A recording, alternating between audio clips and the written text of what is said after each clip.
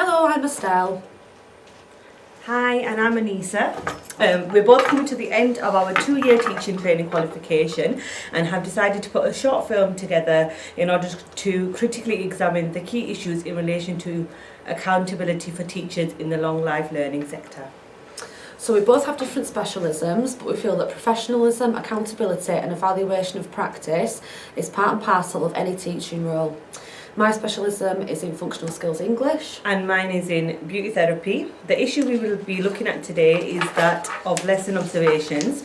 We will be thinking about the issues such as grading, internal observations and Ofsted inspections.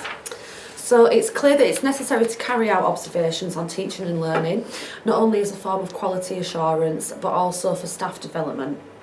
There are pros and cons to the inspection process. People feel motivated when their work is valued, but people can also feel demotivated when their work is undervalued. Teaching is already considered a stressful profession, and the added pressure of observations can be detrimental. If a lesson does not go as well as usual and the teacher is deemed poor or inadequate, this can result in anxiety and inevitably make practice worse. The country is short of good quality teachers. If enthusiastic new teachers are told that they're inadequate, many will leave the profession without staying long enough to actually improve. Students often behave in different ways when they know the teacher is being observed. Teachers often do much more preparation and planning when they know they are being observed. Therefore, we might want to ask teachers, does the process provide an accurate image of what is actually going on in the classroom? Yes, so thinking about internal observations in FE, they used to be graded from 1 to 4, 1 being outstanding and 4 being inadequate. This system can put a lot of pressure on teachers to perform well. It can be very rewarding for those teachers that do achieve the grade 1s, but for those that don't, it can be very demoralising. Bradford College have now taken away this system and now just give feedback for development. The system should be less stressful for teachers and should be more constructive in allowing us to evaluate our practice. Lesson observations have a great link to quality and accountability because the quality being delivered impacts the learning students obtain. It's hard to overview our own teaching and the quality being taught. Unfortunately, the way we teach or the way we may like to teach may not correspond well with what helps learners to learn. Hence, observations produce a strong emotional response. Learning can be invisible. Many people claim that you can tell whether children are learning by observing what is happening in the actual classroom. Some people may think that if we focus on what students are doing rather than the teacher performances, we will see learning happening, but learning is invisible. If we don't judge it by teacher performances, we have to rely on lesson observations to judge the quality being taught. A good observation does contribute to a valid judgment of teaching quality, and the process of having to think harder about how to deliver a lesson will result in effective teaching strategies. Part of being a teacher is about constantly evaluating and reflecting on your practice. So it's important that our students are learning and progressing. It's important that we are accountable and that we take responsibility for our professional development and that we learn from our areas to develop. It's very unlikely that any teacher is perfect and we can make improvements all the way through our teaching careers.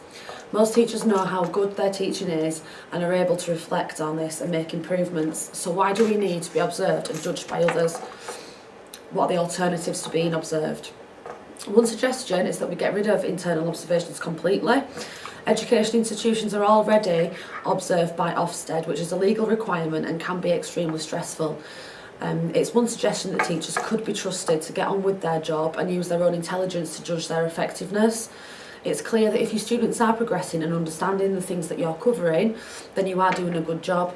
Part of teaching is picking up when students are not understanding and reacting to it. So teachers use different methods, and if their methods work, then who is someone else to come and criticise it? If internal observations are a must, then maybe we could develop a different approach. Peer observations are very useful, particularly when still in training. So we learn a lot from our colleagues, and it's good to see different ways in which people work. The process could be changed so that the teachers have more control over it and the results are for their own development rather than being used for appraisal purposes as well. So you could allow teachers to choose an observation triangle and work together to learn from each other. This way it's less likely to be a complete stranger as an observer, and the teacher is not being judged on that one particular lesson. It could take a lot of the stress away and make the system less formal and less daunting. Ofsted could maybe also consider just looking at performance figures and feedback from students to make their judgments. Although this would remove a lot of the stress from the process, it might not actually be as effective. So students do not always take feedback exercises seriously, so the results might not be a true reflection. There is also a chance that they could have been manipulated.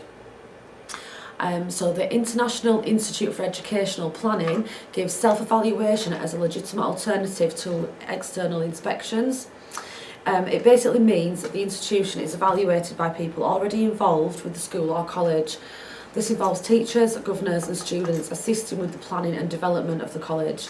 There are 4 stages to the proposal, which are audit, plan, implement and evaluate. This would then be fed back to the external agencies if needed, but it would be used to form accountability and evaluation. There are some problems with this alternative. It would need to be moderated and it would not alleviate the need for internal inspections. It has been said that we would need a lot of data in order to evaluate this the progress. I personally don't think it would be that difficult to organise, and it probably does deserve some thought. Thank you for watching our video. I hope you found our video useful, and I hope you can benefit from both sides of the lesson observations and how they are good for teachers and how they may impact the learning.